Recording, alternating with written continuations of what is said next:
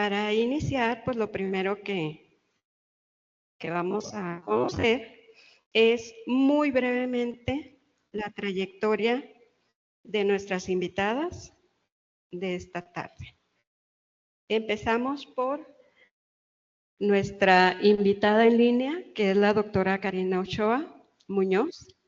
Ella nació en la Ciudad de México, estudió la licenciatura en Sociología en la Universidad Autónoma Metropolitana Azcapotzalco, la maestría y el doctorado en Desarrollo Rural en la Universidad Autónoma Metropolitana Xochimilco. Actualmente es profesora investigadora de la Universidad Autónoma Metropolitana Azcapotzalco del Departamento de Sociología, División de Sociales y Humanidades. Es parte del cuerpo docente en el doctorado de Estudios Feministas de la Universidad Autónoma Metropolitana Xochimilco, División de Sociales y Humanidades. Ha colaborado con diversas organizaciones rurales en México, así como con organizaciones y colectivas feministas en América Latina. Es cofundadora de la Red de Feminismo, Cultura y Poder, Diálogos desde el Sur, integrante de The Colonial International Network y del colectivo La Guillotina. Y es una de las exponentes de los feminismos descoloniales de Abya Yala. Claro, tiene gran cantidad de publicaciones que no vamos a mencionar ahorita por cuestiones de tiempo y para darle más tiempo en su exposición. También tenemos a una querida compañera, Lenia Chávez. Ella tiene formación inicial en las áreas de música y física, muy contrastante, y una formación de posgrado en los campos de pedagogía crítica y los estudios culturales. Actualmente es docente en el Instituto de Pedagogía Crítica, donde imparte cursos relacionados con interculturalidad, pensamiento feminista y perspectiva decolonial. También ha colaborado en la Facultad de Artes de la UACH, Universidad Autónoma de Chihuahua, en las áreas de Historia de la Música y Filosofía del Arte. Ha trabajado como divulgadora de la ciencia, consultora de diseño curricular y creación de material didáctico para programas formativos relacionados con pensamiento feminista y perspectiva de género, así como en temas de participación infantil y transversalización de la perspectiva de género. En 2006 obtuvo el premio Miguel Ángel Herrera para jóvenes divulgadores de la ciencia. Actualmente su trabajo académico está enfocado en el estudio de las imbricaciones entre androcracia, capitalismo y colonialismo, con un interés particular en comprender los procesos de formación de subjetividades cosificadoras y su relación con la reproducción de las violencias estructurales de la modernidad, así como en la búsqueda de alternativas para la construcción de subjetividades autónomas con capacidad vincular. Por otra parte, tenemos también a la doctora como invitada, ¿verdad? También muy destacada, la doctora Romelia Hinojosa Luján. Ella es profesora de educación primaria por la Escuela Normal del Estado de Chihuahua, maestra en educación y práctica docente por la Universidad Pedagógica Nacional y doctora en educación de la Universidad de Tijuana. Cuenta con 2 especializaciones en políticas públicas para la igualdad otorgada por Claxo y en estudios de género en educación de la UPNESH. Esta última, en sus palabras, le cambió la vida. Cierto. Su producción académica en la investigación educativa la ha realizado en las líneas de educación y género, educación y desigualdades e historia de la educación. Cuenta con al menos 25 publicaciones en formato de libro, capítulos de libro y artículos de revistas y ha participado difundiendo sus investigaciones en congresos estatales, nacionales e internacionales. Actualmente ella forma investigadores en el Instituto de Pedagogía Crítica, es consultora académica independiente y defensora de los derechos humanos. Como ven, pues aquí se conjugan la academia y el activismo de una manera creativa y profunda. Entonces, bueno, quiero comentarles además que nuestra primer participante, que sería la doctora Karina Ochoa, por razones de horario, ¿verdad? Y de tiempo, solo nos va a acompañar una parte de este encuentro. Sin embargo, pues valoramos muchísimo todos sus aportes a este congreso. Bienvenidos todas y todas y pues adelante le escuchamos, doctora Karina. Buenas tardes a todos, a todas. Efectivamente, por cuestiones de error en la agenda, pues me va a tocar estar solo un pequeño momento con todas y todos ustedes. Me disculpo de antemano. Agradezco también la invitación. Siempre es un placer estar con compañeras, colegas, como la doctora Lenia y la doctora Romelia. Y bueno, pues voy a intentar no extenderme tampoco tanto, para poder escuchar también parte de las intervenciones de las compañeras que nos acompañan como dialogantes de esta mesa. Y bueno, yo me concentré en la pregunta que nos formularon en la invitación, que dice cuáles son los principales postulados del feminismo descolonial, sus propuestas sobre lo humano. Y decidí hacer esta como breve intervención en 3 nodos problemáticos temáticos que me parecían sugerentes a la luz de la pregunta dinamizadora que nos formularon. El primer nudo temático problemático que quería formular y que tiene que ver con por qué hablar de los feminismos descoloniales en plural. Bueno, es el que me va a llevar menos tiempo, pero no quise dejarlo de largo, porque uno de las insistencias que hemos hecho desde América Latina, o también llamada Abya Yala por los pueblos originarios punas del Panamá, una de las insistencias que hemos hecho es en pluralizar los nombramientos, porque eso que hemos dado por llamar feminismos descoloniales no emanan ni abrevan de una sola genealogía ni de una sola trayectoria.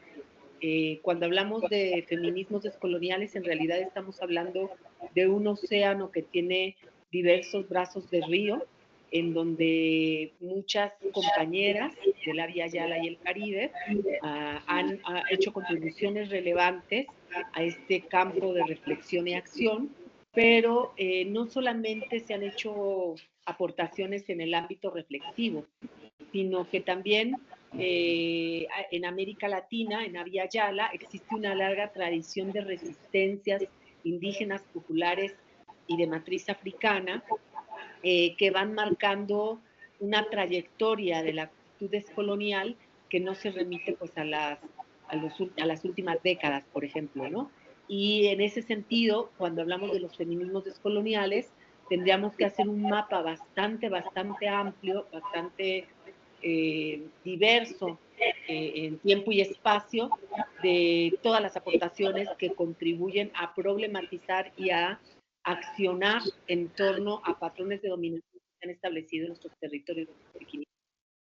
Entonces, me voy a remitir simplemente a hacer un registro en mi siguiente nodo problemático que quiero plantearles sobre algunas aportaciones de estos feminismos descoloniales, pero antes quiero insistir en que dentro de lo que llamamos feminismos descoloniales existen muchos posicionamientos, muchas actitudes frente al problema colonial, pero también existen muchas respuestas frente a los problemas que ocasionó el hecho colonial desde hace 500 años y que tienen impacto y materialidad sobre nuestros cuerpos, sobre nuestro territorio, sobre nuestras subjetividades y sobre el vínculo que tenemos con otros seres vivientes, humanos y no humanos, ¿no? Y humanas. Entonces, para mí es importante hacer esta acotación en el sentido de que los feminismos descoloniales son diversos, tienen como cualidad que no parten necesariamente de la misma pregunta, ni parten de los mismos supuestos, que hay feminismos que intentan explicar el problema de las dominaciones masculinas o el problema del sometimiento de las mujeres o el problema de la articulación entre violencia misógina, genocida de carácter colonial y los procesos, por ejemplo, de feminicidio que vivimos actualmente o procesos asociados a la desaparición forzada, que son realidades que vivimos actualmente, pero que tienen su registro o que tienen sus patrones de dominación o la génesis de los patrones de dominación desde hace 500 años.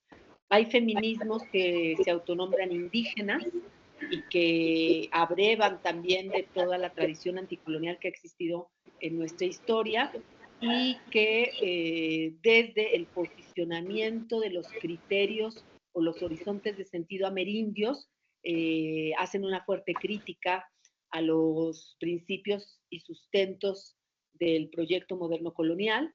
Tenemos también los feminismos comunitarios que también contribuyen enormemente a la reflexión de lo descolonial y que fundamentalmente vienen también del campo de lo indígena y de lo ancestral y que, bueno, hacen planteamientos muy relevantes que tienen que ver, por ejemplo, en el caso de las feministas comunitarias xincas de Guatemala, con la defensa del cuerpo y del territorio, y que plantean, en esencia, que las formas de dominación que nos atraviesan a quienes hemos sido cifradas como mujeres son las mismas formas de dominación que se aplican sobre los territorios y los recursos naturales.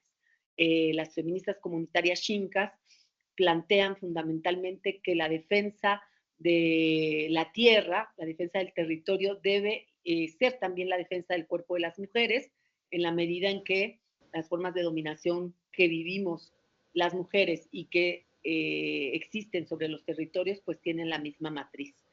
Los feminismos comunitarios aymaras de Bolivia también recuperan ciertos criterios de sentido del mundo andino, de las culturas del mundo andino, de los pueblos y los horizontes del sentido andinos, y hacen varios planteamientos, pero uno que ha sido central tiene que ver con lo que denominan el entronque de patriarcados. Por ejemplo, estos feminismos comunitarios de andinos y particularmente el feminismo comunitario aymara de Abya Yala, hace formulaciones que intentan explicar el porqué de la dominación que existen sobre las mujeres racializadas en nuestros territorios.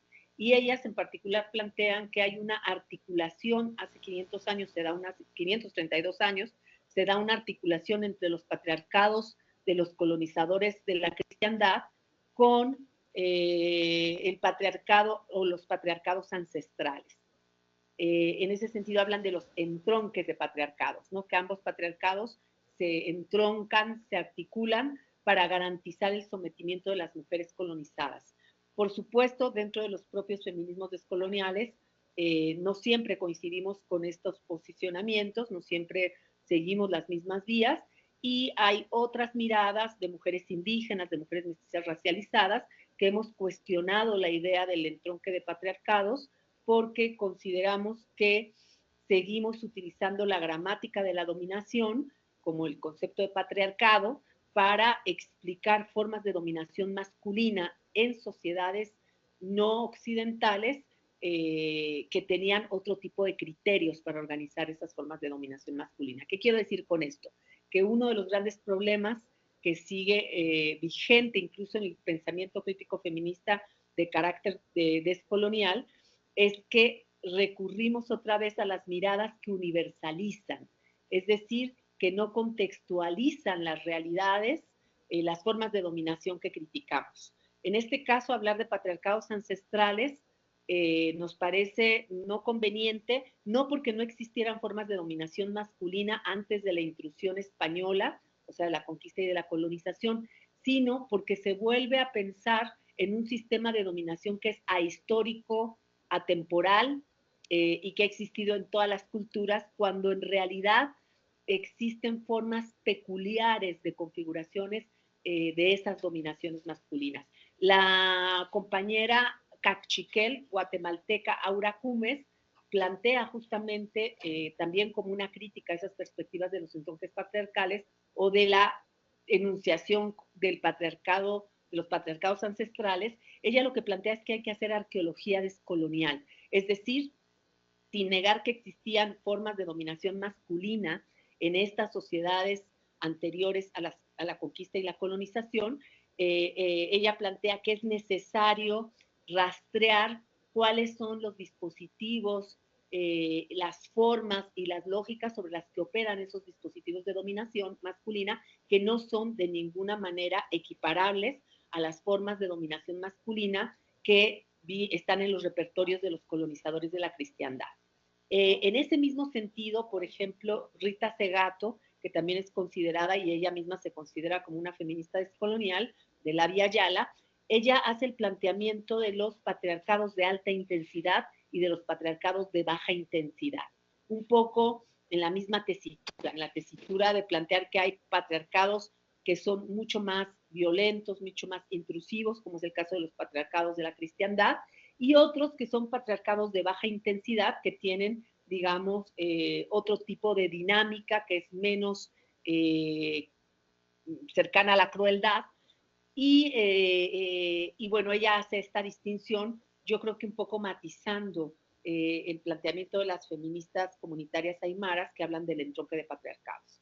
En todo caso, este tipo de ejemplos que yo pongo los formulo para evidenciar que en lo que llamamos el campo de los feminismos descoloniales o el océano donde confluimos diferentes perspectivas de los feminismos descoloniales, pues no es ni homogéneo, ni es tampoco unificado, es un terreno bastante complejo, donde hay preguntas comunes, pero las respuestas no necesariamente van en las mismas direcciones.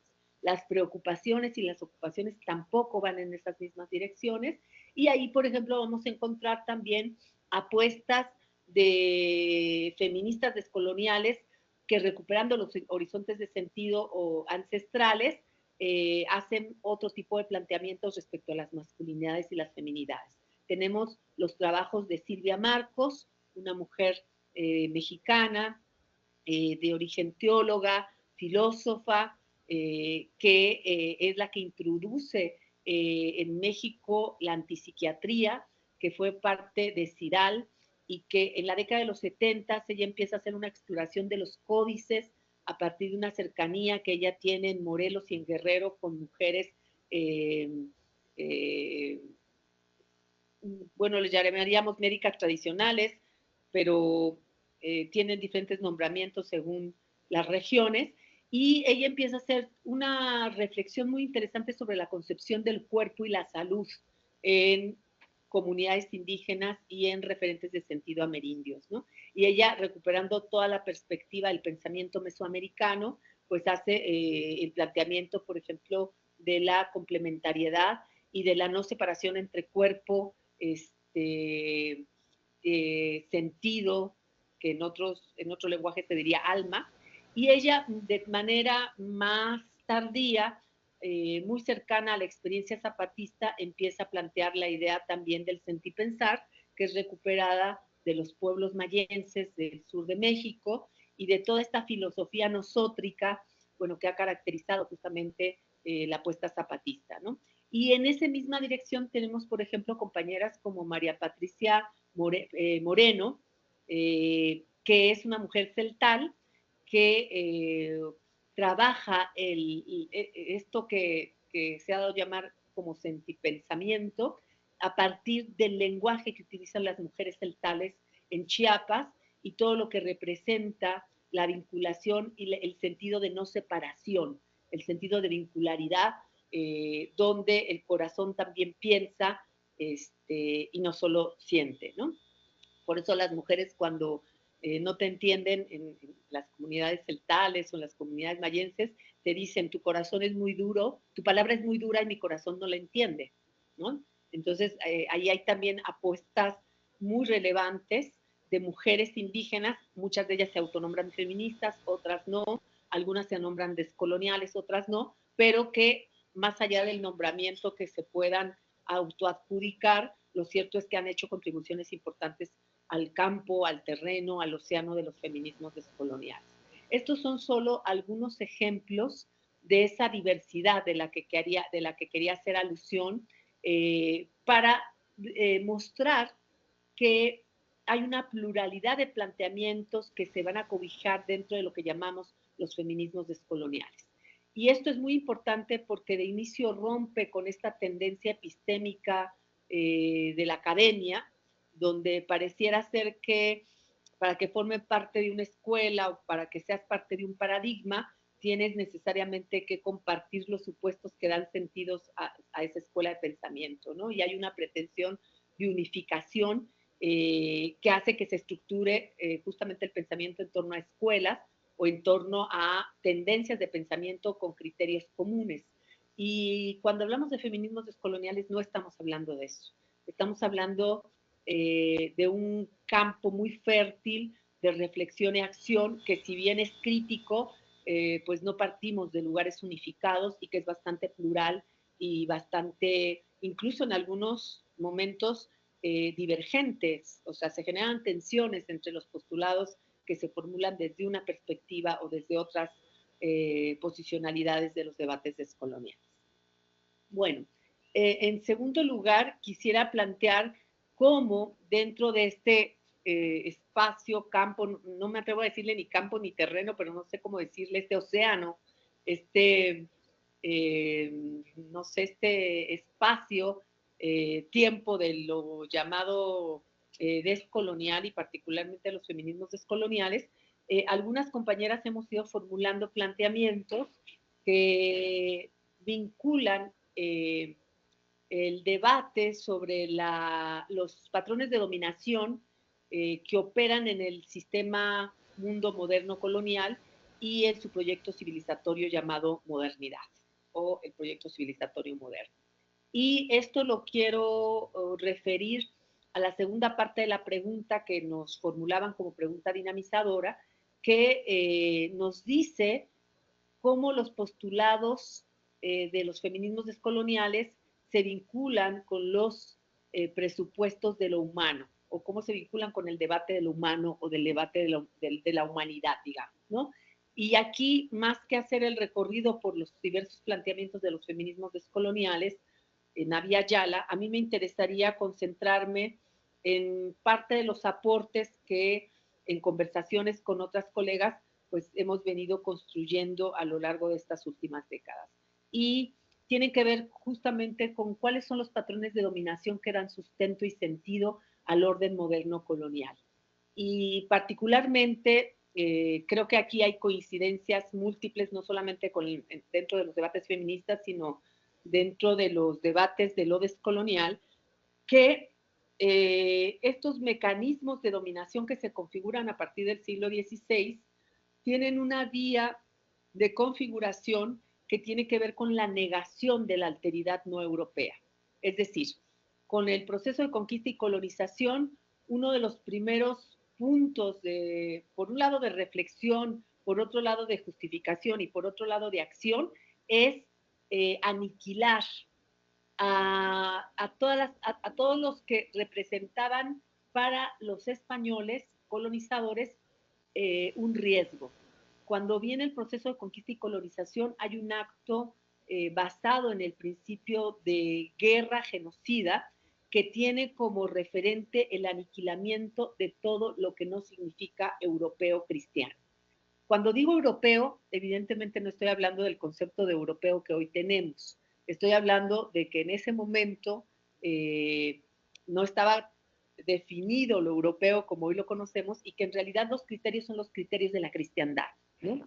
Entonces, si nosotros revisamos los discursos teológicos del siglo XVI, lo primero que vamos a encontrar es una narrativa de la dominación donde a los amerindios y a las amerindias se les asigna un lugar de incivilizados, de bárbaros, de gentes que no tienen pleno uso de de la razón, no la razón plenamente moderna, sino de la razón asociada a la cristiandad, ¿no? De la ética cristiana, digamos. Y en ese sentido hay una lógica de que, por un lado, hay que convertir a esos amerindios, convertir a esas poblaciones incivilizadas en entidades, y no digo sujetos, sino en entidades que tengan correspondencia con los criterios de civilidad de los colonizadores cristianos. Eso significa que hay una lógica que pretende anular a todo aquel que no se quiera adscribir bajo un acto voluntario o bajo el uso de la fuerza a estos criterios de la cristiandad, que son criterios de civilidad. Lo que empieza a operar en el proceso colonial y fundamentalmente en el momento de la conquista es una serie de actos basados en el principio de lo que Nelson Maldonado llama la no ética de la guerra, es decir, el principio del uso de la violencia genocida para aniquilar a todos aquellos que pueden oponer resistencia a el acto de conversión.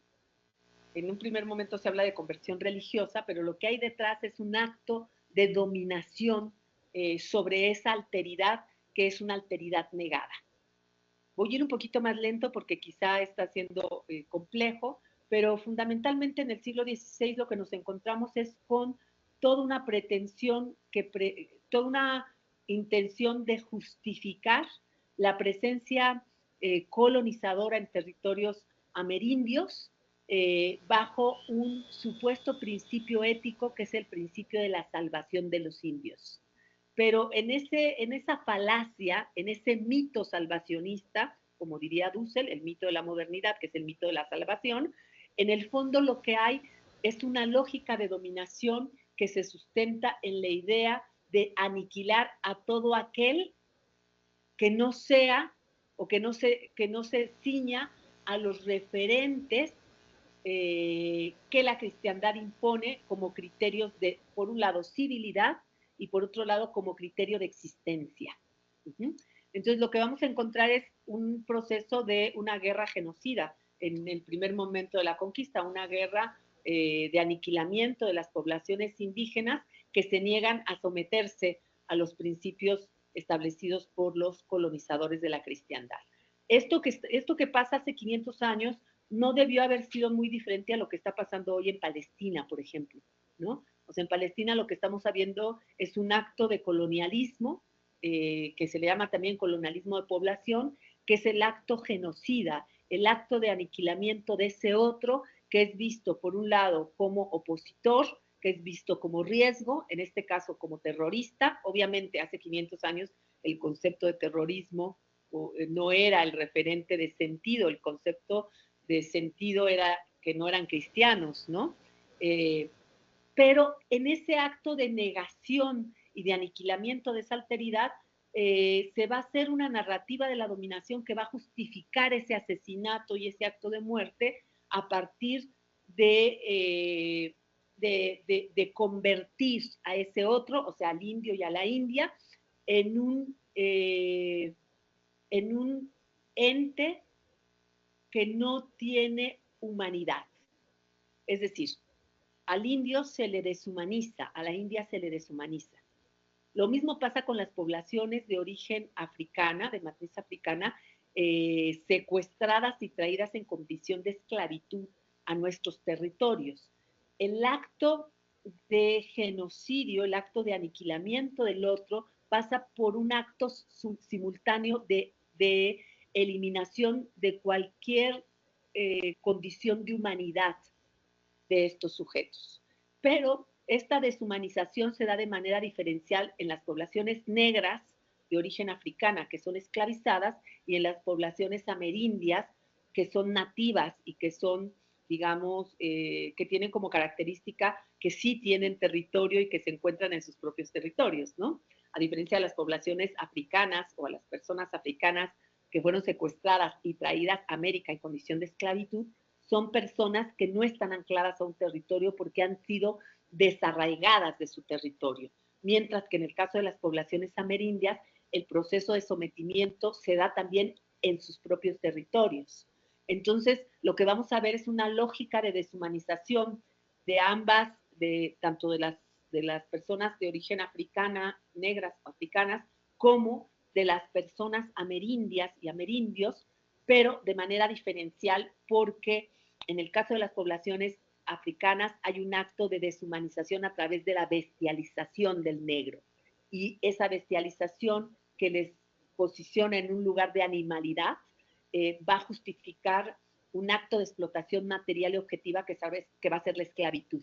En el caso de las poblaciones amerindias, el acto de deshumanización va a ser un acto donde no se les va a bestializar, sino se les va a racializar a través de un proceso donde se equipara al indio en su condición de inferioridad con las mujeres y los niños de la cristiandad. En muchos de los discursos del siglo XVI lo que vamos a encontrar es una constante equiparación o comparación de la condición del indio semejante a la condición de las mujeres y de los infantes, que además son no sujetos plenos que tienen un tutelaje, y ese tutelaje está en manos de los varones. En el caso de los niños son los padres, y en el caso de las mujeres es un tutelaje perpetuo que pasa de los padres a los maridos, ¿no? Entonces, el proceso de deshumanización del indio pasa por el hecho de hacer un proceso de feminización colonial que en realidad no es que se le feminice de igual manera, que se le feminice pensando que se le hace igual a las mujeres de la cristiandad. Cuando digo que se les feminiza es que se ocupan o se utilizan los dispositivos de dominación que en Europa se utilizaban sobre las mujeres y sobre los niños, y ahora a ser transferidos esos dispositivos a los territorios llamados americanos, pues ya no son criterios o marcajes de género los que operan, sino ahora son marcajes de raza.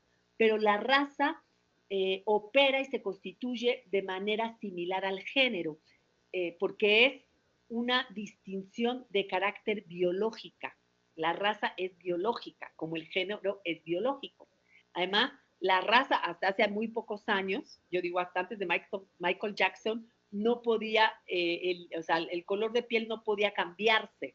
Por tanto, era fijo, como pasaba también antes, hasta hace algunas décadas, con el género y la sexualidad. O sea, los genitales eran referente de un marcaje de identificación de sexo-género que era casi inalterable o que se pretendía fuera inalterable. Entonces, cuando yo digo que hay una feminización del indio, lo que estoy diciendo es que se utilizan los mismos criterios de referencia para inferiorizar al indio, pero ahora los criterios no van a ser por su condición, la condición que hoy llamaríamos de género, sino va a ser por el marcaje de raza.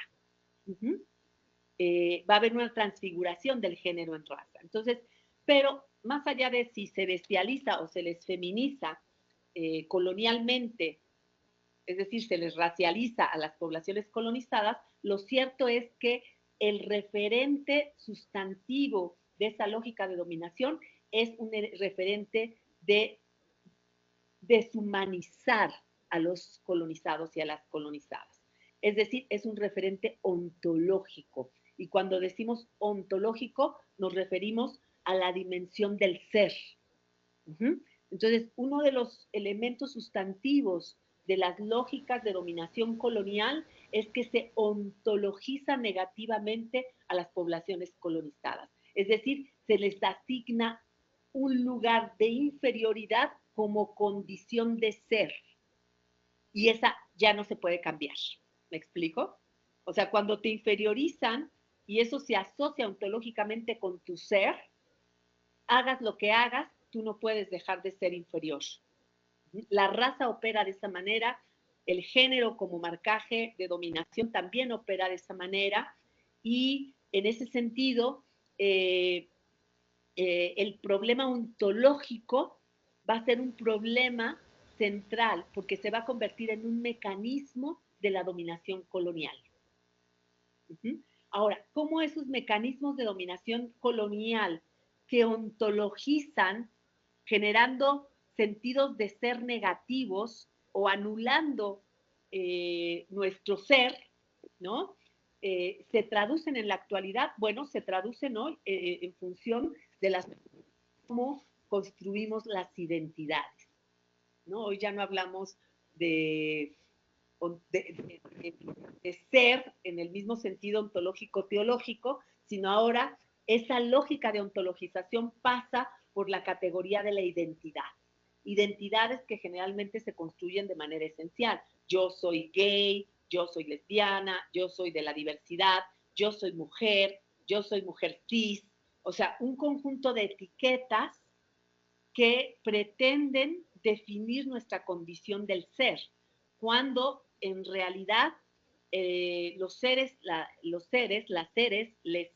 humanos somos lo que somos, es decir, somos en la medida en que vamos experimentando y existenciando el acto de la vida. Entonces, aquí hay muy interesantes que dentro de los debates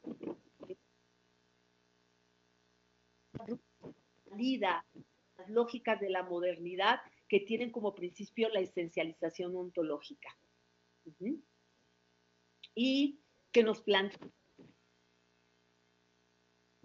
empezar a pensar los derechos humanos, las identidades culturales, el concepto de ciudadanía, la democracia, desde otros referentes y otros criterios.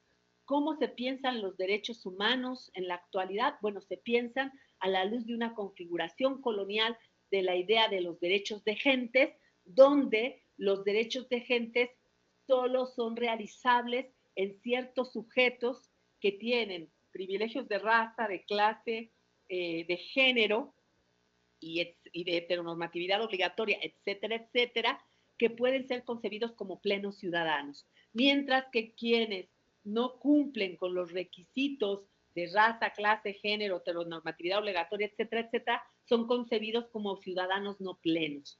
Por eso, por ejemplo, a los migrantes y las migrantes que pasan en tránsito por México, sus derechos humanos no están garantizados, porque no cumplen con los requerimientos. Por tanto, son sujetos que están, ¿cómo decirlo?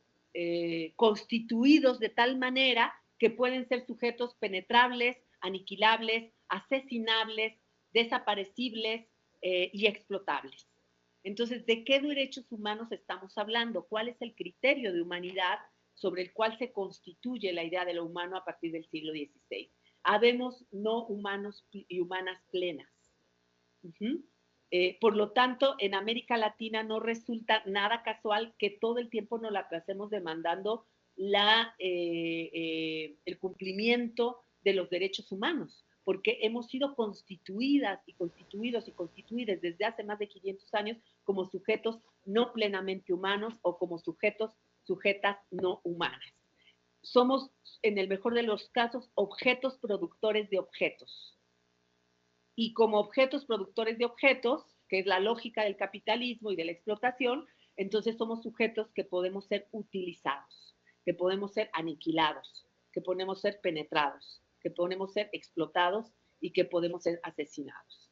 Yo no me extendería mucho más, pero haría énfasis simplemente en que cuando hablamos de lo humano a la luz de los registros que el debate descolonial ha ido explorando, queda desde mi punto de vista en evidencia que las ontologías políticas de la dominación como mecanismo de dominación colonial y neocolonial siguen estando presentes en nuestras realidades y siguen configurando incluso los proyectos más de punta o más progres que no logran despojarse de las lógicas androeurocéntricas que dan sentido incluso a los proyectos emancipadores de nuestros tiempos, ¿no? De nuestros tiempos y de tiempos, digamos, anteriores que pueden ser registrados de por lo menos hace 500, desde por lo menos hace 500 años.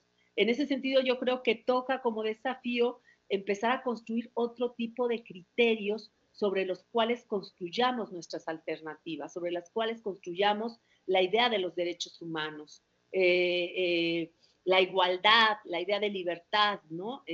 Porque estas ideas se siguen configurando a la luz de estos mecanismos de dominación colonial, pues que dotan de sentido incluso a las propuestas más progresistas que no logran despojarse de estos principios de las ontologías políticas de la dominación que se gestan a partir de el proceso de conquista y colonización en nuestros territorios.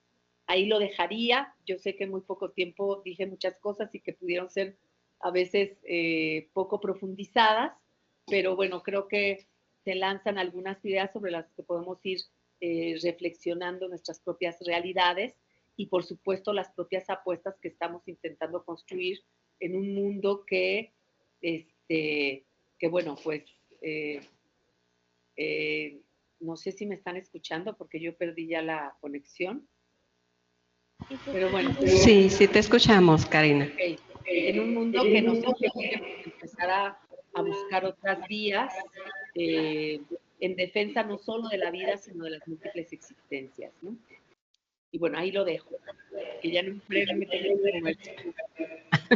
Muchas gracias. Reiterarle a nuestro público, a quienes se incorporaron un poquito más tarde, que la doctora Karina, por razones de tiempo, ¿verdad?, se va a tener que retirar un poquito antes, pero vamos a continuar con nuestra siguiente panelista. Sí, perdón, yo me voy despidiendo para no interrumpirles. Me da mucha pena, pero me habían comentado que era el jueves la sesión y al final se programó el viernes y yo tengo un curso que no podía suspender porque lo tenía programado desde hace 3 meses. Entonces me disculpo, solo pude estar con ustedes esta primera hora. Me da mucha pena no escuchar y me hubiera encantado tanto a Lenia como a Romelia, pero espero poder después revisar la grabación con toda calma y agradecerles a todas por su comprensión. Muchísimas gracias, Karina.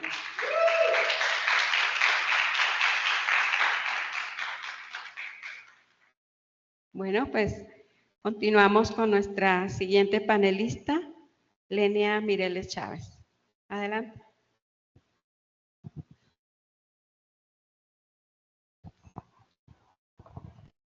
Bueno, no, pues sí, para poder verla. Gracias. Sí. Quédate aquí. Vamos, creo haber una presentación.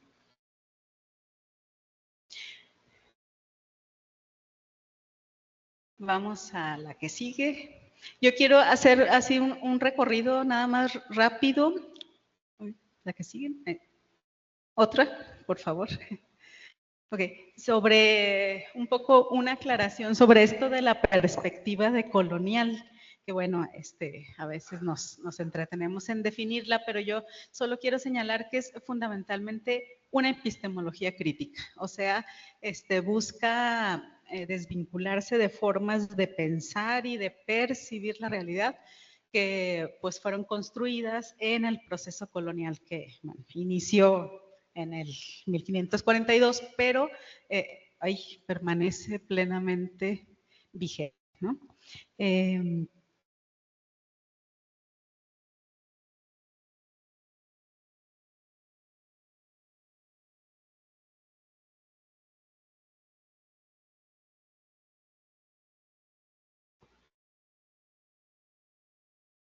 Ok, y creo que a veces es necesario como definir este concepto de si hacemos una crítica epistémica, ¿qué es lo que estamos criticando? Entonces, por episteme entenderíamos este conjunto del conocimiento sistematizado, que para nuestro caso occidental sería la ciencia, el conocimiento del sentido común y sus respectivos criterios de validación. Epistemologías, entonces estamos hablando de visiones del mundo, ¿no? Este marco para pensar el mundo pues es común a la mayor parte de la humanidad contemporánea y el problema es que es un marco de comprensión que reproduce, incluso naturaliza las desigualdades, ¿no? Las desigualdades en todo el planeta y amenaza la vida, ¿no? Por aquello de la explotación de eso que llamamos la naturaleza. Bueno, no me entretendré mucho en marco teórico.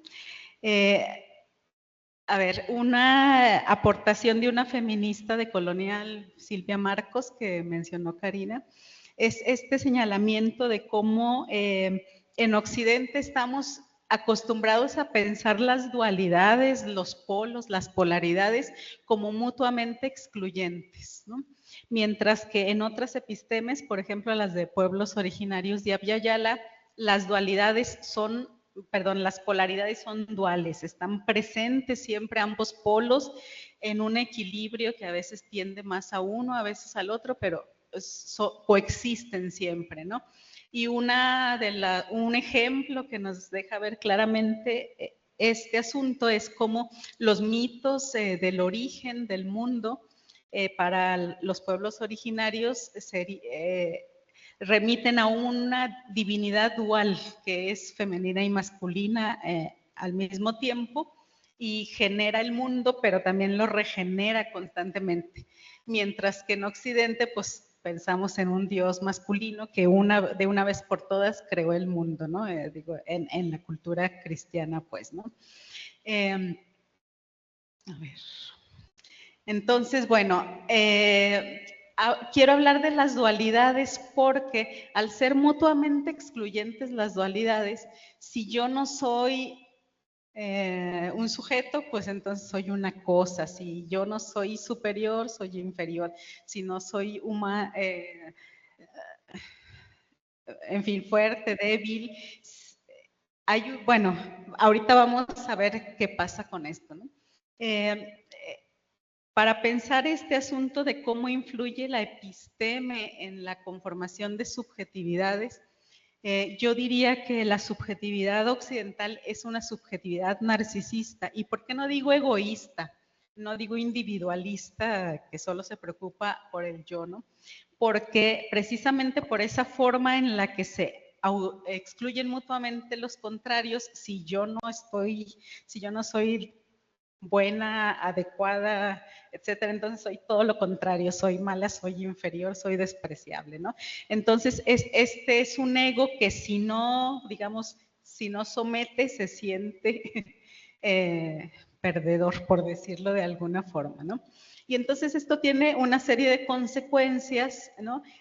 Al pensar que si todo lo bueno queda en el sujeto de la modernidad, los otros pues son en casos extremos malos y hay que destruirlos, pero en casos no tan extremos pues pueden no estar tan avanzados y sería el caso de la actitud de tutelaje hacia los pueblos originarios, pero también hacia las infancias, por ejemplo, ¿no?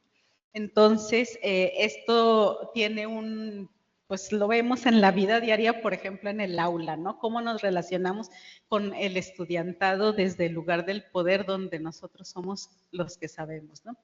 Esta actitud luego nos lleva a hacer de la cosificación nuestra forma de relación. ¿Por qué digo cosificación? Porque, bueno, si yo no reconozco al otro como un sujeto que tiene cosas que decir acerca de sí mismo y para conocer yo al otro tengo que escuchar qué tiene que decir sobre sí mismo y si en lugar de escucharlo yo lo defino, entonces en el mejor de los casos lo estoy haciendo como una especie de sujeto de segunda al que tengo que tutelar y en el peor pues lo estoy cosificando y entonces lo puedo explotar. Ahí aparece esta lógica de la violencia o la noética de la guerra de la que habla Maldonado. Bueno, entonces este asunto de también el ego moderno se piensa fuera de la naturaleza. Nos sentimos diferentes al resto de los animales y mucho más diferentes al resto de los seres vivos no animales. Y eso nos hace relacionarnos con ellos de forma depredadora, ¿no? Como recursos de los que puedo disponer. Y se nos olvida que necesitamos, que estamos en una red de vivientes, ¿no? Que somos de la misma jerarquía que todos los vivientes en términos de, digamos, sobrevivencia biológica, necesitamos eso que se llama equilibrio ecológico, ¿no? Entonces, bueno, eso nos lleva a falta de empatía y falta de conciencia sobre cómo dependemos de todos los demás vivientes del mundo. Bueno, otro punto que quiero reflexionar un poco es este asunto de por qué ser sujeto implica ser humano y por qué la episteme de la modernidad no nos permite ni ser sujetos ni ser plenamente humanos, ¿no? Y estas ideas se han planteado, pues, por ejemplo, las ha planteado Nelson Maldonado, Enrique Dussel, pero resulta que Freire ya las planteaba en su momento, ¿no? Este asunto de ser sujeto es ser un cuerpo en primer lugar, un cuerpo que puede tener conciencia de sí mismo, es ser materialidad y poder sentir la materialidad del mundo, ¿no? Y esto es algo que se realiza desde la autonomía de ser un individuo, sin que autonomía signifique que no dependo de nadie, ¿no? Simplemente significa conciencia de individualidad para poder dilucidar qué siente mi cuerpo, qué necesita o qué deseo. Y eso es, si tengo esta autonomía, puedo relacionarme con el mundo desde un lugar de sujeto, ¿no? O podemos como sujetos colectivos también. Pero cuando esto no es posible, entonces estamos en un estado de cosificación, por lo menos parcial. Y creo que este problema lo vemos en la nueva escuela mexicana con mucha claridad cuando nos quejamos de, a ver, tenemos que hacer nosotros los proyectos, los programas analíticos, plantear cuáles son los problemas de nuestra comunidad y tenemos miedo a veces de quién nos va a decir si lo estamos haciendo bien, debería venir alguien a enseñarnos, alguien a capacitarnos, pero ¿quién nos va a capacitar si todas, todos y todes hemos crecido en esta episteme de la no autonomía subjetiva? Entonces no nos va a quedar más remedio que capacitarnos conjunta o mutuamente con el estudiantado y arriesgarnos, ¿no? O sostener, como dicen los psicólogos, sostener la incomodidad de la incertidumbre de no saber si está bien o mal hasta que empieza a correr el proyecto, hasta que empezamos a evaluarlo y a decir cómo ha sido nuestra experiencia en él, ¿no? Bueno. Otro punto que quiero tocar es cuál sería la diferencia entre los feminismos clásicos o ilustrados o liberales, les llamamos hoy, y los feminismos decoloniales. Bueno, el feminismo nace como un movimiento europeo y como la adenda al proyecto de la Ilustración, porque las mujeres fueron expulsadas de ese proyecto. Participaron en la Revolución Francesa y luego ya no eran susceptibles de ser ciudadanas, solo había declaración del hombre y del ciudadano. Entonces nace este proyecto como un proyecto por la ciudadanía plena de las mujeres y la contradicción se plantea entre hombres y mujeres. Pero a este feminismo, no pudo ver en su momento, ¿no? Creo que no habría podido ser de otra forma, que la modernidad tiene una contradicción insalvable que se llama capitalismo, ¿no? Porque si el capitalismo es un sistema basado en relaciones de desigualdad, de explotación, pues es obvio que es imposible que todas las personas tengan todos los derechos.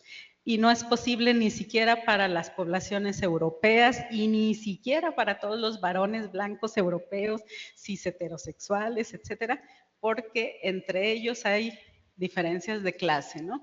Entonces, si no es posible para ellos, pues menos va a ser posible para nosotros y menos para nosotras y todavía menos para nosotros, ¿no? Para nosotros, les no binarias del tercer mundo o de eso que llaman tercer mundo. Entonces, a partir de este problema, los feminismos descoloniales, pues, surgen de no sentirnos representadas y entonces reivindican una serie de cosas distintas, ¿no? Bueno, ya dije lo de las dualidades coexistentes, pero también el considerar que el orden del género está imbricado con el capitalismo, con la colonialidad, con la adultocracia y con la explotación de eso que llamamos naturaleza. Además, estos feminismos conocen órdenes de género distintos al occidental. Los conocen porque tienen memoria histórica y saben que algunos pueblos originarios no eran androcráticos como lo es Occidente. Esta misma semana se está realizando una excavación en los Andes argentinos de un pueblo prehispánico, donde no han encontrado rastros ni de diferencia de jerarquía de género, ni de clase tampoco. Y así como esa excavación, hay otras en el mundo que nos muestran que por lo menos antes del milenio cuarto antes de Cristo, ¿no? Antes de nuestra era, hay ejemplos de sociedades que no están jerarquizadas ni por género ni por clase, y eso es algo interesante y que se debe tomar muy en cuenta, pues para saber que no tiene nada de natural nuestro patriarcado occidental, ¿no? Además, pues sabemos que en pueblos originarios en la actualidad hay formas de género que dan lugar, por ejemplo, a identidades que no son ni masculinas ni femeninas, como ya está. El ejemplo de las mushes es el más conocido. Y también sabemos que estos órdenes de género distintos prevalecen donde la modernidad no ha llegado de forma tan fuerte. Y en cuanto entra el proceso extractivista a esas áreas, el género se radicaliza y se vuelve pues dicotómico occidental. Y también esto lo vemos en las investigaciones de género en pueblos originarios contemporáneos, sale muy seguido el dato de cómo las mujeres se quejan de que cuando llega el proceso extractivista o de cuello blanco o de cuello negro, o sea, narco y economía criminal, las masculinidades violentas se intensifican, el orden de género se vuelve mucho más pues sí, violento y cosificador, ¿no? Entonces, desde esta perspectiva, el sujeto político de feminismos descoloniales, pues no serían solo el conjunto de las mujeres, ¿no? Sino también el de los varones, porque, bueno, ya Rita Segato nos ha enseñado cómo el patriarcado oprime a los varones y los somete pues a una lógica de poder corporativo, fetichizado, diría además Dussel. Y las infancias, de hecho, hay documentos, fuentes primarias que indican cómo los colonizadores franceses en lo que hoy es Canadá tenían mucho interés en establecer la práctica del castigo corporal a las infancias en las familias nucleares, ¿no? Y esto para establecer este orden, digamos, patriarcal que desde su perspectiva iba a formar a los indios como hombres confiables para los negocios de las pieles, ¿no? Por ahí en Calibán y la bruja de Silvia Federici aparece ese documento.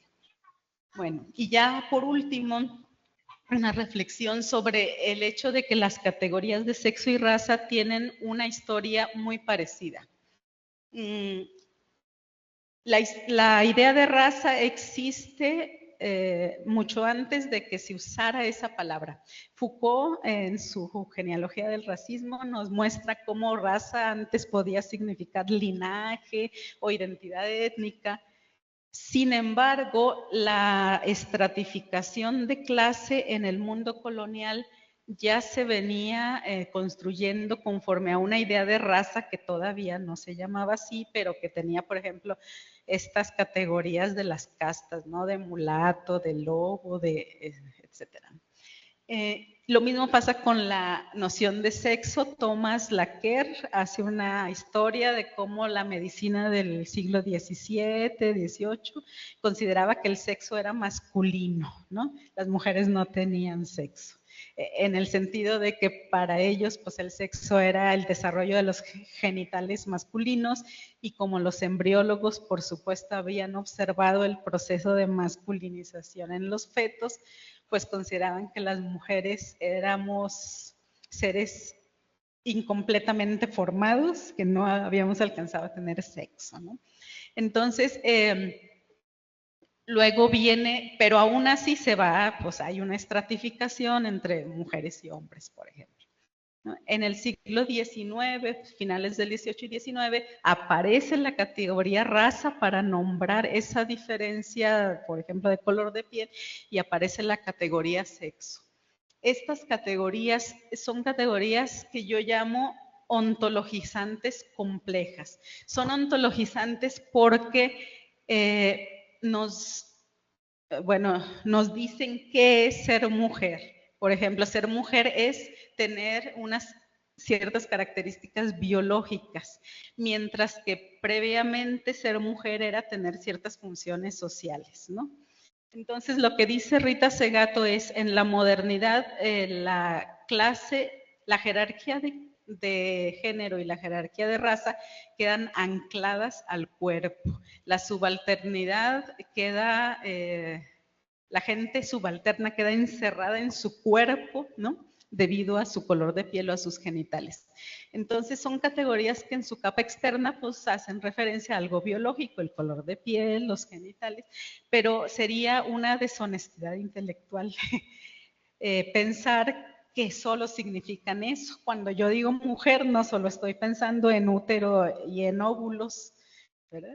Cuando digo negro, no solo estoy pensando en piel negra, sino que estoy pensando en una identidad étnica y en un destino político o una historia política, ¿no?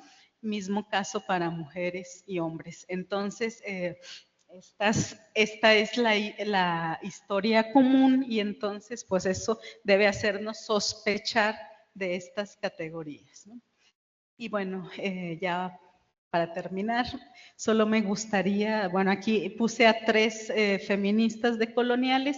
De Rita Segato quiero destacar que ella empieza estudiando los crímenes, los feminicidios masivos, y los interpreta como una problemática básicamente de colonialidad, como de intensificación de los procesos de acumulación por despojo en ciertas regiones de América Latina, pero conforme va estudiando, pues se va dando cuenta de que es un mecanismo pues que está presente en la historia patriarcal.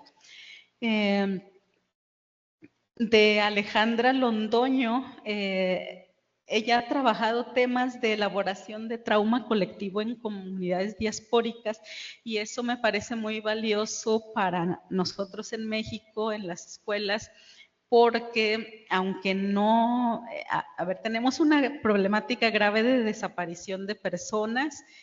En México hay campos de exterminio, y el más grande, al parecer, hubo el exterminio de 2,000 personas. No estoy hablando del que se llama,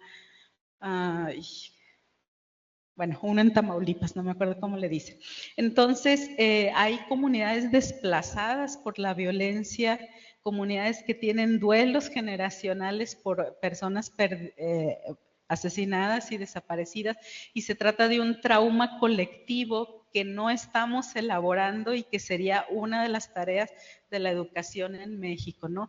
A hablar de eso, ponerle nombre y comprender pues todo el contexto, todas sus implicaciones. Y bueno, aquí me quedo. Muchas gracias.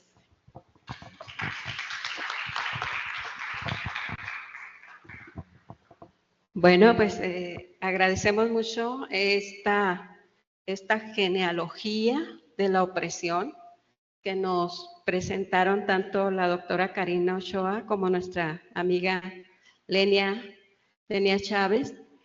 Y bueno, pues vamos pasando recorriendo, ¿verdad?, hasta nuestros días, aquí con la doctora Romelia, que nos va a comentar, pues, cómo se imbrica todas estas construcciones que se han realizado a partir de una perspectiva descolonial y feminista con la nueva escuela mexicana. Eso nos va a platicar un poquito la doctora Romelia Hinojosa. Bueno, pues buenas tardes. Vamos a pasar de un nivel de concreción abstracto, teórico, en el cual analizamos elementos ontológicos, epistemológicos del feminismo descolonial, a una parte como más práctica, ¿sí? Y yo les invito a que me ayuden porque pues no lo puedo hacer sola. Es decir, vamos viendo qué elementos de la nueva escuela mexicana, porque de pronto se habla de ese enfoque descolonial, se habla de un enfoque crítico, y qué podemos encontrar de los feminismos descoloniales en la nueva escuela mexicana, en esta propuesta realizada desde el Estado para la educación básica, media y superior, ¿no? Perdón, y media superior. Entonces, bueno, ya Lenia y Karina nos hicieron un marco bastante amplio sobre lo que significa pensar, hacer, ser, actuar a partir de los feminismos descoloniales, ¿sí? Nos están hablando de toda una propuesta, vamos a decir, no es nada más una propuesta epistemológica, sino también militante, ¿no? O sea, esta parte de actuar en consecuencia, ¿no? Entonces, bueno, yo quiero recuperar un poquito los antecedentes. En 2008, 2012, ya los programas de estudio de México, de la educación básica, hablaban de perspectiva de género, pero quedaban acotados a ciertos temas en geografía, en educación cívica, en las asignaturas, ¿no? Se hablaba de la igualdad, de la necesidad de tratar a las mujeres, de que recuperaran sus derechos, pero así, acotados, ¿no? En 2010, el profesorado tenía ciertos elementos de formación continua. No sé si se acuerdan ustedes de aquel Previolem, que era un programa para prevenir la violencia hacia las mujeres, no sé, todas unas guías que realizó el doctor Eusebio Rubio sobre educación sexual integral, en la cual también tenía, como la educación, la sexualidad humana tiene el componente de género, entonces allí había ciertos elementos para formar al profesorado. Bueno, podemos ver como que el avance, esa genealogía del avance del género en la propuesta de la Secretaría de Educación Pública. ¿Qué sucede ahora con la nueva escuela mexicana? Bueno, pues nos hablan de ya no de materias, sino campos formativos. Está establecido un eje articulador que es igualdad de género. Me voy a permitir leer uno de los rasgos o de, vamos a decir, de las justificaciones que brinda la SEP para brindar esto de este eje articulador. Dice: en la medida que se impone y legitima un modelo patriarcal. Aquí encontramos ya un primer concepto que no se había venido manejando: colonial, científico eurocéntrico, homofóbico y racista. En la educación básica se está imponiendo a los cuerpos y a las mentes un modelo hegemónico de ciudadano, lo cual contradice una vida saludable y el sentido democrático, etcétera, etcétera, etcétera, ¿no? Esta parte de la diversidad, de la inclusión, de la interculturalidad y de colonialidad. ¿Sí? Esto nos lo da a conocer la SEP. No sé si vamos encontrando ya ciertos temas, de lo que Lenia, de lo que Karina les vinieron manejando en este bagaje conceptual, ¿no? Aparece la palabra patriarcado, por ejemplo, ¿no? Que es este sistema que se une con el capitalismo y que utiliza a las mujeres como en el trabajo doméstico para la producción de la plusvalía que generan los capitalistas, que generan los empresarios, quienes detentan los medios de producción, ¿no? Bueno, les voy a leer otro rasgo del eje articulador de igualdad de género, si me permite. Dice, en la escuela como en la comunidad se ejercen violencias de género contra las mujeres y en contra de las personas homosexuales, lesbianas, bisexuales, transgénero, transexuales, intersexuales y queer. Desde aquí vemos también ya un cambio, o sea, ya estamos profundizando. La perspectiva de género era así como por encimita, y la interpretábamos como que hombres, el mismo número de hombres y el mismo número de mujeres. A eso llegaba como la capacidad, no sé, de comunicar o de aceptar por parte del patriarcado a través de este aparato ideológico la posibilidad de que las mujeres dejásemos de ser sujetos subalternos, ¿no?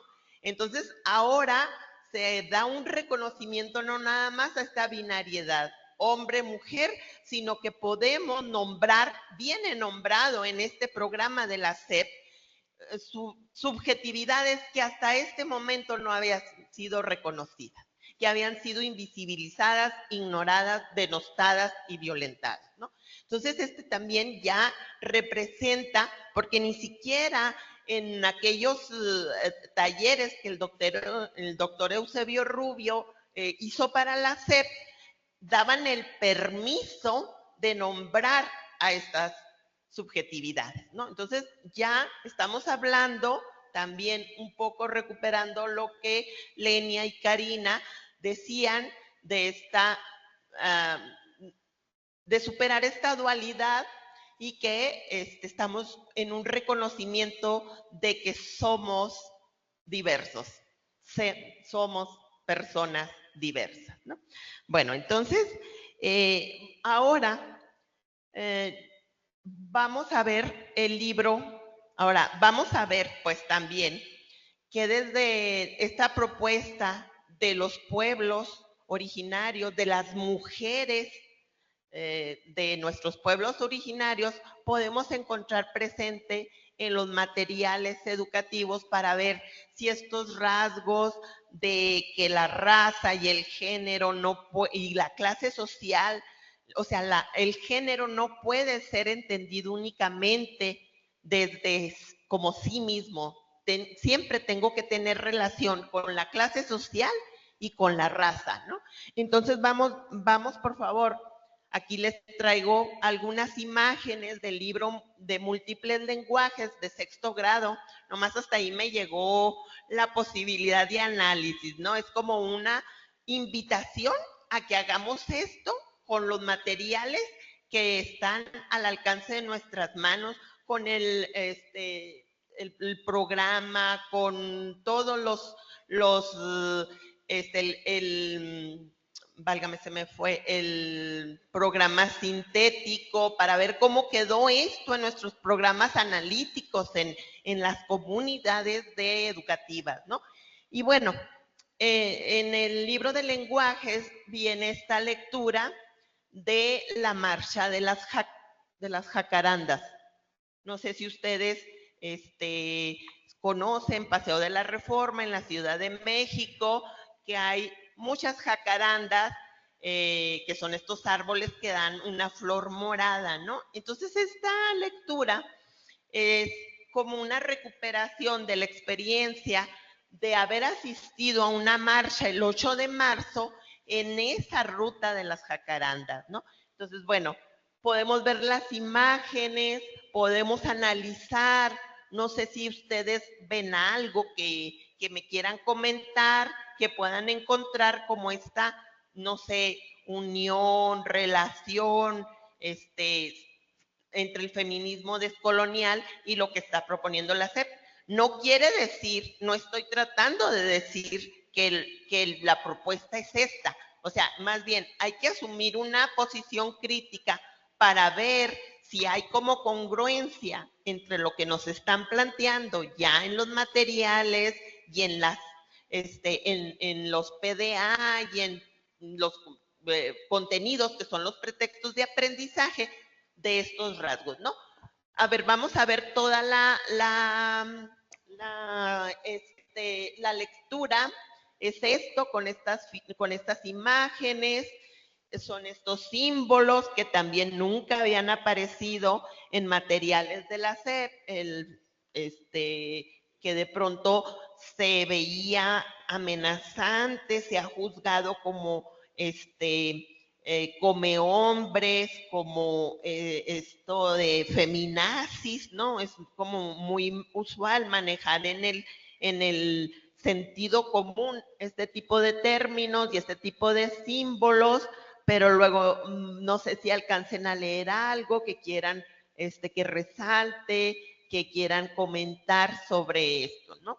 A lo mejor ese último párrafo tiene que ver algo con esto que nos comentabas, esta Lenia, sobre la violencia, la cosificación que se ha hecho hacia las mujeres. También estos discursos no aparecían en los materiales de la SEP. Bueno, miren, aquí está, seguimos en la misma lectura. ¿Cómo es posible que a nadie le importe la vida de las mujeres, los feminicidios? Porque no vienen a exigir justicia a todas las mujeres. Hay una serie de reflexiones que, bueno, motivan al pensamiento crítico y a la visión de querer transformar estas relaciones de desigualdad, ¿no? Bueno, vamos a ver esta otra lectura, es Rigoberta Menchú, La mujer con voz de trueno. Entonces, no sé, ustedes coméntenme cuando quieran, cuando encuentren algo, cuando encuentren algún rasgo, cuando encuentren algún referente que les recuerde algo de lo que Lenia, de lo que Karina les comentó, por favor, levanten la mano, digan.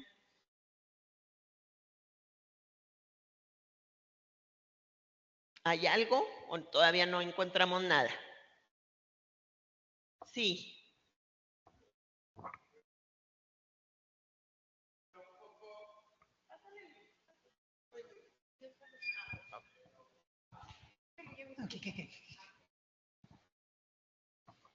Gracias. Pues recuperando justo, por ejemplo, lo que planteó Lenia, ¿no? Sobre las epistemología, las propuestas, digamos, de las nociones epistemológicas feministas.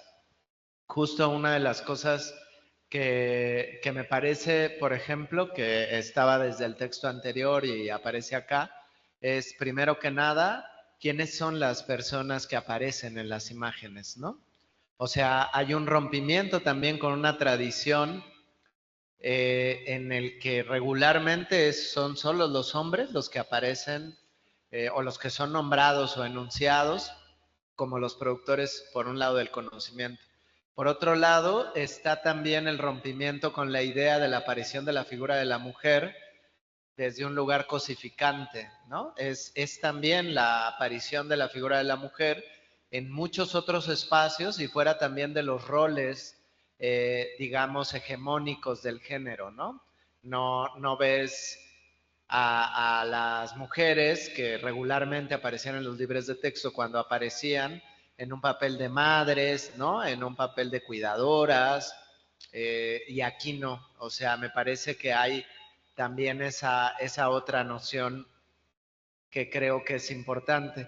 Y por otro lado, digo, no lo leí, pero por lo que mencionas en esta lectura específicamente, pues si lo que hay es un relato como tal de una experiencia más como presente, me parece que también es un rompimiento con una tradición justo también de una epistemología positivista, donde lo único que es como conocimiento validado académicamente es aquel que tiene incluso una estructura discursiva específica, donde los relatos, las narrativas de lo cotidiano, de ese saber común, no entran, ¿no? Entonces aquí hay el rompimiento de esos elementos.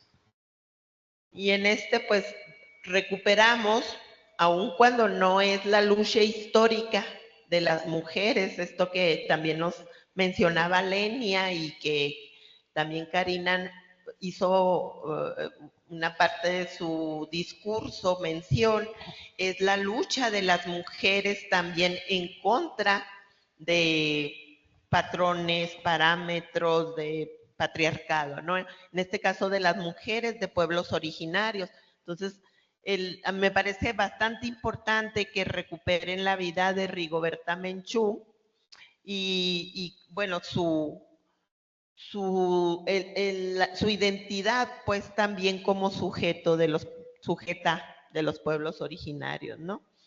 Esto me parece bastante importante.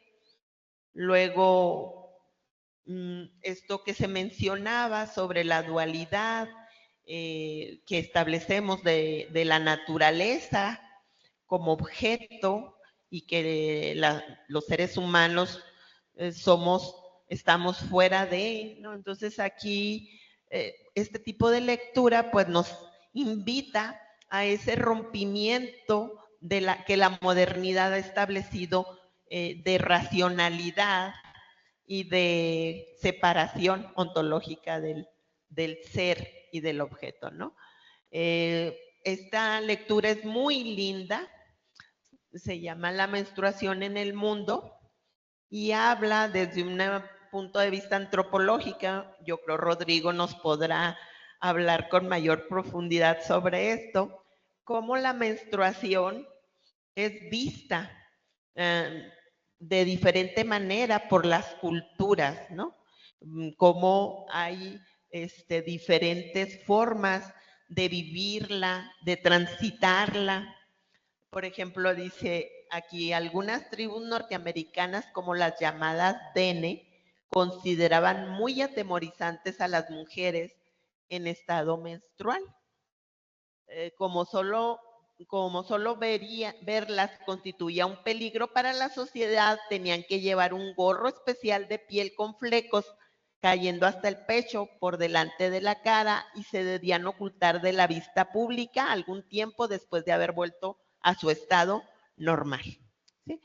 Esto nos permite desnaturalizar cosas. Si se fijan, la menstruación siempre ha sido, bueno, en primer lugar, tema tabú, en primer lugar. Y en segundo lugar, nos permite verlo como una construcción social. ¿Sí? No sé, tú sabes mucho más de eso, Rocco, que yo. No sé si quieras comentar algo, tú, Lenia, también, ¿eh? Adelante si encuentras algo interesante. No crean que traigo mucho, ni traigo todo el libro.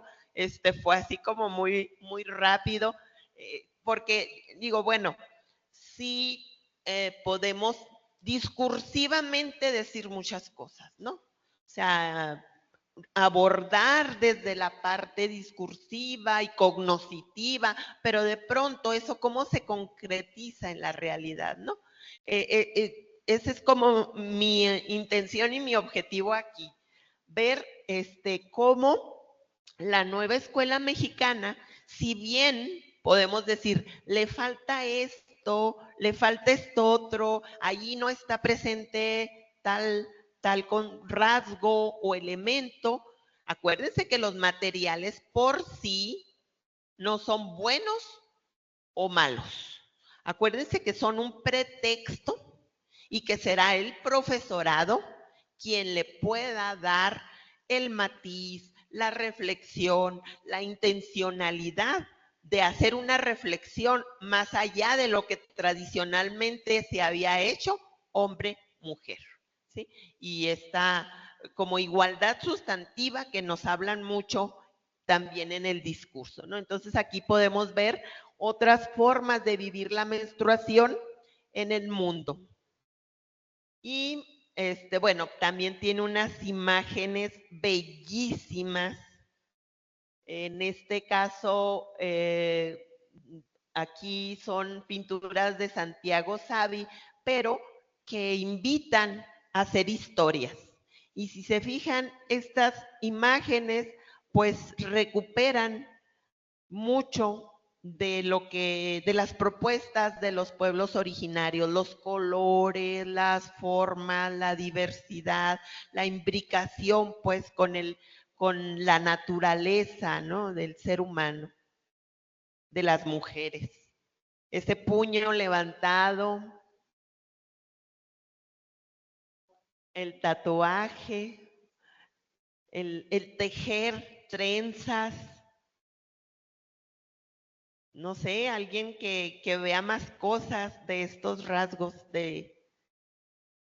Y por último, bueno, este es un proyecto, no me acuerdo si lo saqué del libro no le anoté, y no me acuerdo si lo saqué del proyecto de aula o de escuela o de comunidad, pero hay elementos también que como digo, no están perfectos, no son perfectos, no podemos decir, aquí está el feminismo descolonial, pero entonces, ¿qué nos corresponde a nosotros, a nosotras, a nosotres como educadores?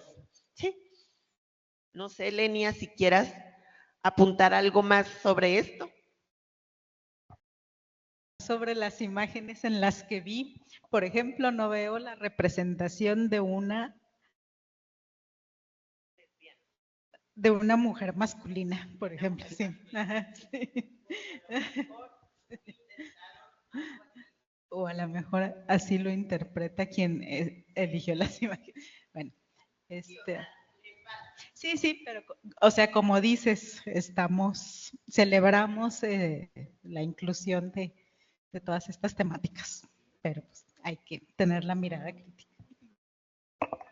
Pues yo con eso terminaría y abriría pues preguntas, sí. Rodo, allá por favor, sí. Es que sí necesitamos el micrófono para que escuchen las personas que están. Sí, a mí con las imágenes, o sea, si bien no es algo perfecto, pero sí también debemos de reconocer que es la primera vez que se ve. O sea, también ponerlo en su lugar. Ahora, el problema pudiera ser que tampoco estamos formados para trabajarlo. Yo creo que ese es el reto, ¿no? De los educadores, de las educadoras, que no estamos formados, hay que formarse. Por ejemplo, el de las imágenes. Hay un libro que se llama Mujeres que corren con los lobos y te habla, por ejemplo, lo que significa trenzar el cabello para trenzar el dolor, hacerte más fuerte. Ella se está refugiando así en el cabello. Entonces, hay muchas cosas que se pueden trabajar como con un pretexto. Igual ahí a lo mejor estaría un poco en desacuerdo con Lenia, porque una mujer para ser lesbiana pues no necesita estar masculinizada. Masculina, que no esté masculinizada. Ok.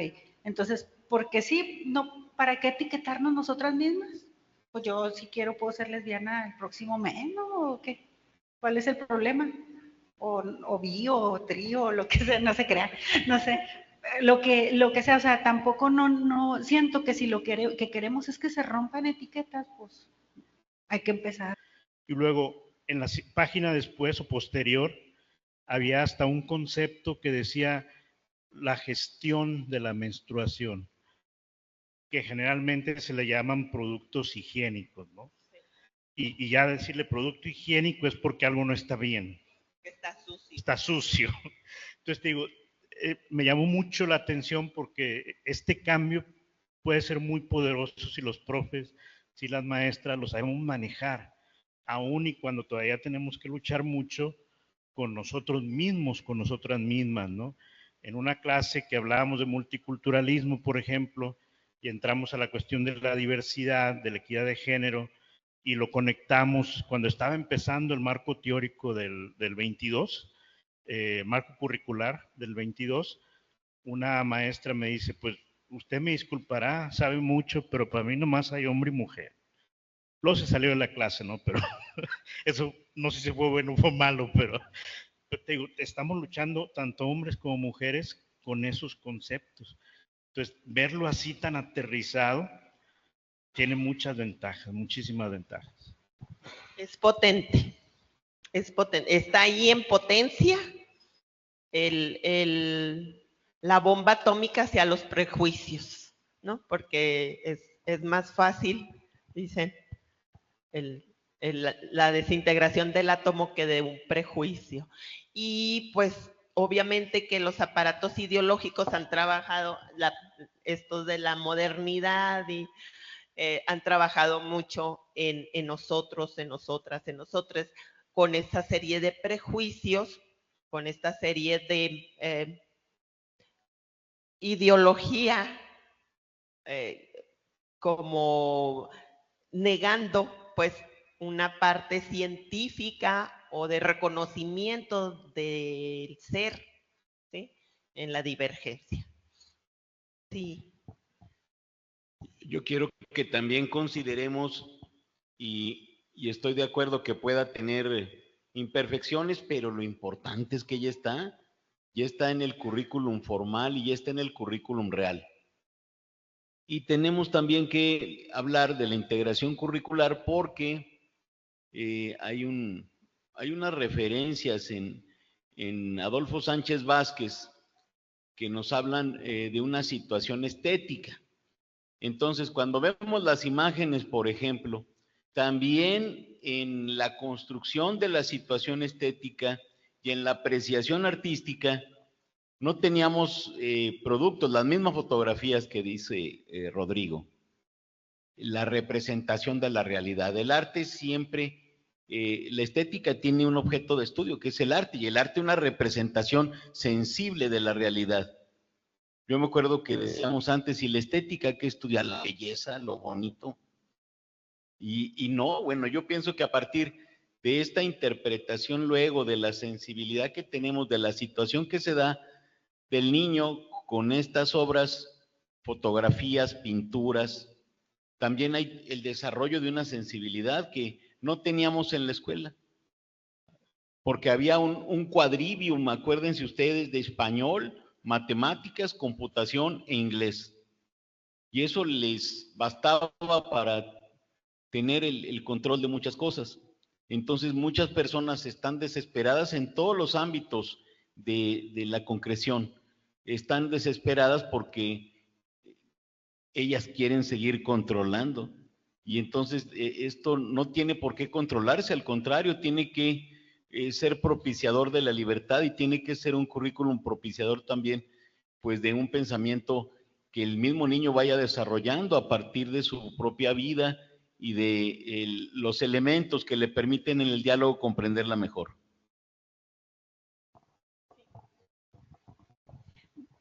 Siguiendo un poco esta reflexión sobre la sensibilidad, bueno, creo que estas imágenes funcionan como una especie de alfabetización en lenguajes artísticos y recupero esta noción del lenguaje artístico en contraposición con la de arte, porque los lenguajes artísticos nos han sido negados por la modernidad, excepto a los iniciados que van a la academia o al conservatorio, ¿no? Entonces, y los lenguajes artísticos tienen un enorme potencial de condensar ideas complejas en una imagen. Entonces, es una parte importante de la formación que también nos ayuda a pensar. Y, bueno, ya se me fue otra idea que iba, pero quiero volver un poco a esto de que nos quejamos de lo que falta. Creo que este es un ejemplo de lo que pudo haber pasado en una clase, ¿no? Que una alumna pudo decir, maestra, yo no me veo ahí, ¿no? Y entonces un buen ejemplo, una buena oportunidad para hablar entonces de, a ver, ¿por qué no me veo ahí? ¿Qué significa? ¿Por qué necesito verme? ¿no? Y bueno, a lo mejor para hablar de esta noción de las diferencias coloniales, todas estas etiquetas de gay, lesbiana, cis, etcétera, que son finalmente etiquetas para la otredad, ¿no? Que tienen esta función de exclusión del universo de la validez de todas las multiplicidades, excepto la opción hegemónica, ¿no? Entonces también pues preguntarnos, digo, ese asunto es también un asunto de dualidad. Necesito la etiqueta y al mismo tiempo necesito criticarla, ¿no? O sea, no hay como no es una ontología natural, por decirlo así, ¿no? Ajá, sí.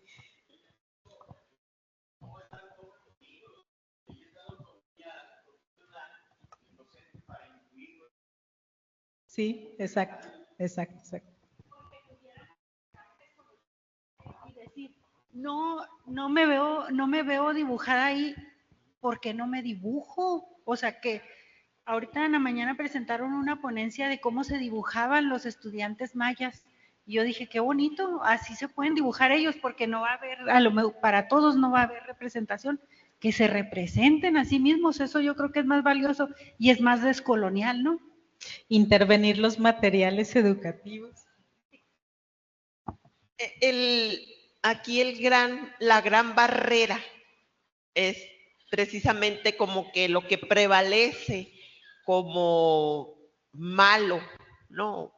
Y en ese sentido, como los niños y las niñas y las niñas han aprendido qué es bueno, qué es malo, a mí se me hace como muy difícil que de la noche a la mañana se pueda hacer ese reconocimiento.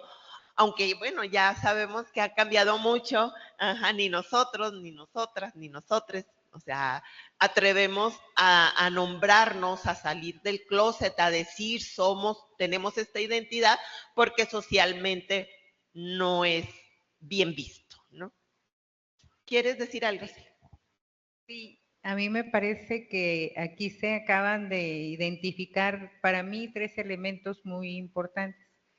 Y uno de ellos es la ontologización de la que hablaba la doctora Karina y Lenia, la ontologización del ser, en el sentido de que a través de los materiales se va construyendo esa identidad de ese ser. Me llamó mucho la atención eso, y cómo a través de este lenguaje artístico me llamó la atención la imagen de la mujer que habla, que se expresa, y que a través del dibujo de la serpiente, de la culebra, que representa la razón, el análisis, la reflexión, le puede salir la flor de su voz, de su boca, porque creo que y con este dibujo es decir, te expresas, pero no porque te expresas es malo y lo que vas a decir no es malo, sino son esas flores que salen de tu boca, que a mí se me hacen muy representativas.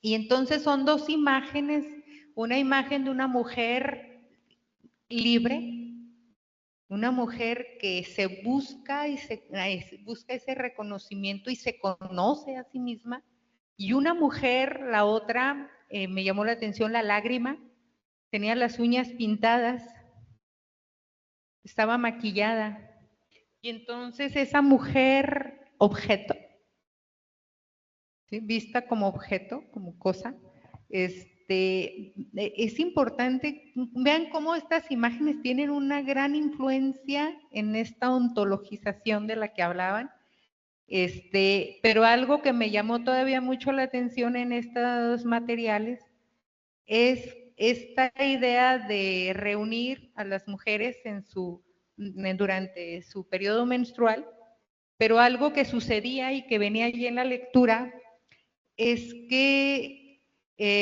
las mujeres de mayor edad recibían a las mujeres que iniciaban en su periodo, las acogían, se comunicaban, dialogaban entre ellas.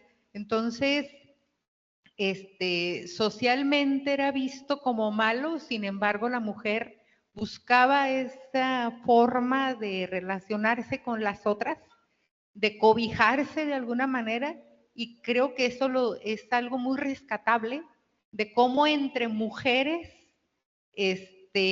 a veces es más fácil excluir y discriminar que lo que tú estuviste comentando, Lenia, que me llamó mucho la atención, esta parte de raza y de sexo en la cuestión de los efectos de dominación y de exclusión, pero me parece que a veces esa exclusión y esa discriminación se da mucho más todavía, o se da mucho entre las mujeres, y este texto lleva a pensar en que la mujer puede encontrar espacios de coincidencia, puntos de convergencia, de coincidencia, en donde a través del diálogo y la comprensión pueden lograr muchas cosas. Yo creo que este texto bien trabajado, bien analizado, me parece que cumple. Tú preguntabas, ¿les parece que cumple? Yo digo que sí,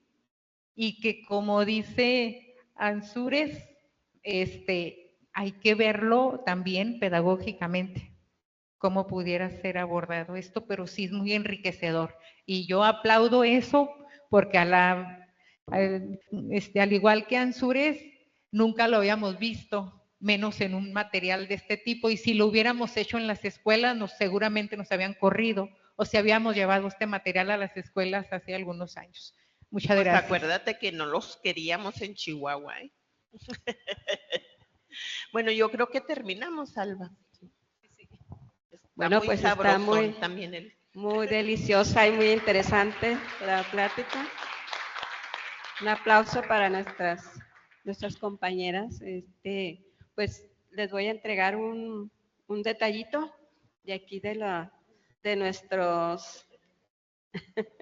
nuestros amables anfitriones que con tanta generosidad nos han recibido y nos han atendido. Y bueno, pues felicidades, Lenia, felicidades. Muchas gracias a nuestro público.